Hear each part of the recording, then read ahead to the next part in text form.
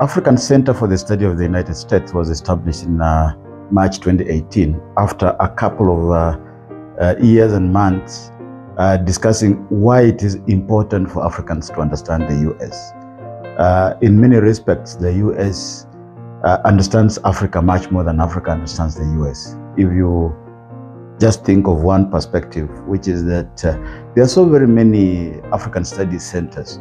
I think at our last count, there are about 48 African Studies centers at various universities in the U.S., not to think of the very many think tanks that focus on Africa. Yet on the African end of things, we have very little of those kinds of engagement, research, and outreach centers.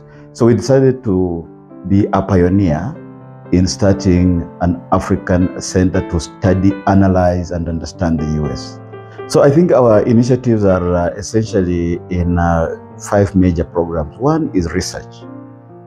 Because we are at a university, we undertake quantitative and qualitative research, which is multidisciplinary, which is transdisciplinary, meaning that we try to find connections. For instance, when we're talking international relations or foreign policy related subjects on Africa and the US, we can always find a link with, for example, tech or technologies, digital technologies, or culture, and so forth, so that we look at things in their interconnectedness.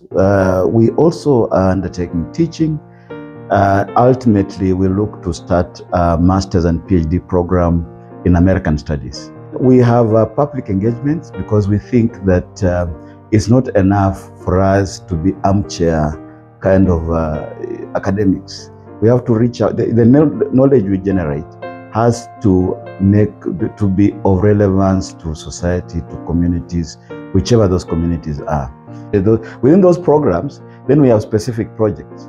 These are projects like the US Business in Africa Awards, which is an initiative to celebrate and recognize American businesses that are making contributions to Africa. We are looking at Africa-China-US digital competition in Africa.